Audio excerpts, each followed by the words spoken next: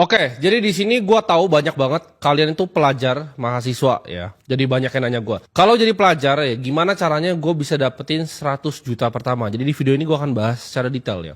Apa yang gua akan lakukan? Kalau gue punya ilmu seperti gue disuruh balik waktu untuk jadi pelajar atau mahasiswa. Apa aja sih step-step yang gua akan lakukan? Apa aja kira-kira metode ya? Dalam gue nyari uang itu metodenya apa aja? Gue itu nggak mau kayak terlalu banyak bacot gitu untuk ngasih tahu kalian tuh kebanyakan yang teori-teori bisnis yang kayak biasa apa influencer ngomong ya, karena gue bukan influencer di sini. Gue nggak mau terlalu bahas yang kayak nggak praktikal gitu. Jadi kalian habis nonton terus lu bingung gitu. Aduh, gue harus ngapain ya? Bisnis model canvas, value proposition, tai-tai lah itu semua. Jadi di sini gue mau kasih straight to the point aja. Gimana caranya make money ya? How to make money? Ada 3 ya cara paling simpel untuk kita bisa mendapatkan uang ya kan. Uang itu adalah value creation. Tapi kalian bingung gimana cara ciptain value ke masyarakat. Nah ada 3 caranya ya. 3 cara. Ini kalau lu pelajar, mahasiswa atau bahkan ya lulus juga bisa belajar dari ini ya. Yang pertama itu adalah jualan produk. Yang kedua adalah jualan jasa. Yang ketiga itu adalah jualin produk atau jasa orang lain. Jadi penengah, jadi broker ya. 3 tuh caranya. Praktikal, simple, mudah dan easy. Nah yang pertama dan kedua itu disebut sebuah usaha ya. Makanya orang bilang pengusaha ya, karena orang berusaha. Dia mau berusaha untuk menjual ya jasa atau produk yang dia ciptakan. Yang ketiga tadi itu disebut dengan broker atau jualin jasa atau produk orang lain.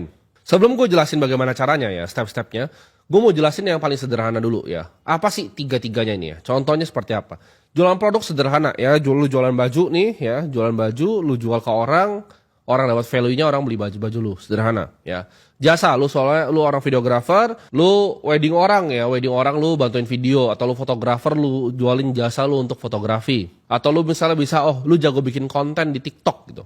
Jadi ada brand baju, lu jual jasa lu sebagai agensi untuk bikin konten short form dia di TikTok ya. Jadi lu kenal modeling agensinya, lu kenal kameramen yang jago, lu jadi agensi di tengahnya, lu yang service ya. Jadi kalau mau jual baju, biar lu kelihatan keren pakai model-model ya, itu bisa pakai service lu, nah, itu jasanya. Dan yang ketiga itu produk orang lain ya.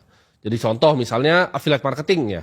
Misal lu jadi affiliate nih, misal lu cewek ya, lu influencer cewek, lu bikin konten di TikTok, lu jualin misalnya affiliate-nya di Shopee atau affiliate-nya di Tokopedia. Itu contoh affiliate dari barang orang lain yang udah ada. Nah yang paling gampang menurut gue tuh yang ketiga ya. Kenapa? Karena 1 dan 2 lu mesti ngerti bisnis secara holistik ya. Dimana lu harus tahu misalnya kalau lu deliver sebuah jasa itu nggak boleh main-main. Lu deliver sebuah produk itu nggak boleh jelek. Kalau bajunya jelek ya orang nggak datang lagi. Kalau lu nggak QC dengan benar, perlu bilang, pabriknya bener kok, gue kasih briefingnya, tapi nyatanya sampai ke end consumer bajunya jelek, ya orang nggak beli lagi baju lu. Ya, jadi ada siklusnya itu yang lu harus pelajarin dan itu lebih kompleks. Makanya gue selalu bilang orang, make money pertama paling gampang tuh nomor 3. Nah ini kesalahan yang gue lakukan sebenarnya. Jadi 3 itu paling gampang, kedua baru ke 1. 1 tuh product is the hardest thing there is ya. Produk itu sulit ya. Kalau produk lu fucked up, itu orang nggak akan beli ya.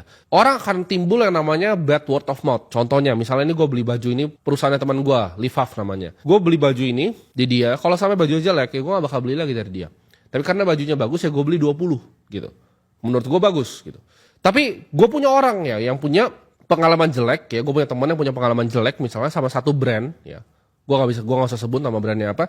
Dia ngerasa bajunya tuh sampah banget dan dia gak pernah mau sentuh lagi sampai sekarang. Bahkan di saat brandnya tuh udah improving gitu. Brandnya sekarang tuh udah gak sejelek dulu tapi dia udah gak pernah mau beli lagi.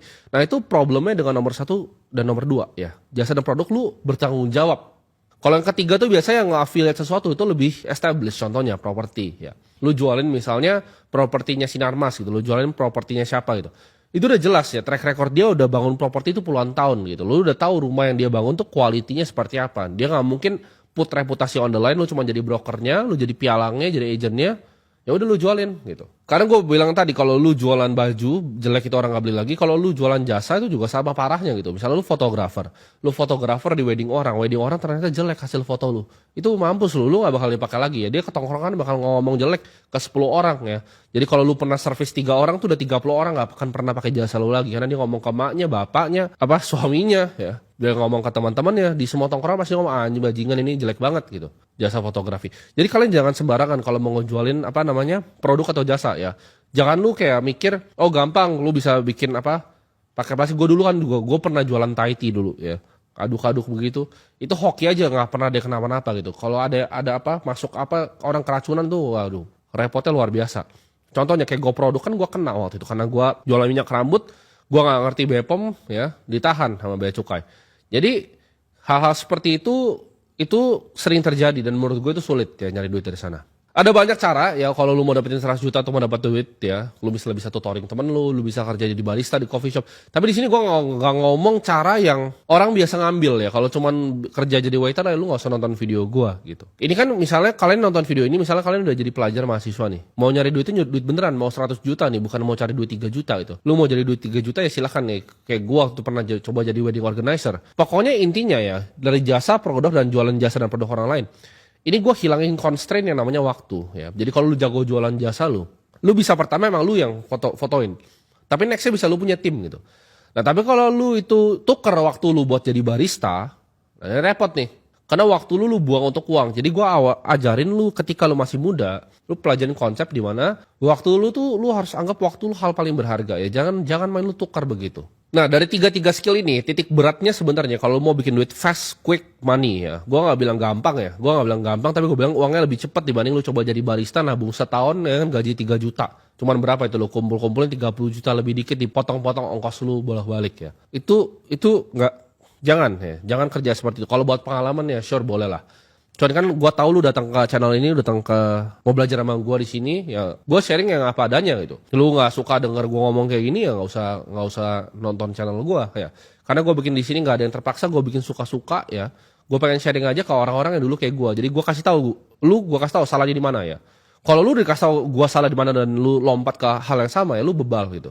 Gue bilang dulu gue jualan pomade walaupun make money itu was a mistake ya. Karena gue gak ngerti apa-apa tentang produk. Itu was a mistake, itu salah. Gue waktu itu jualan berbagai macam ya, gue coba tuker waktu gue sama uang, itu salah ya.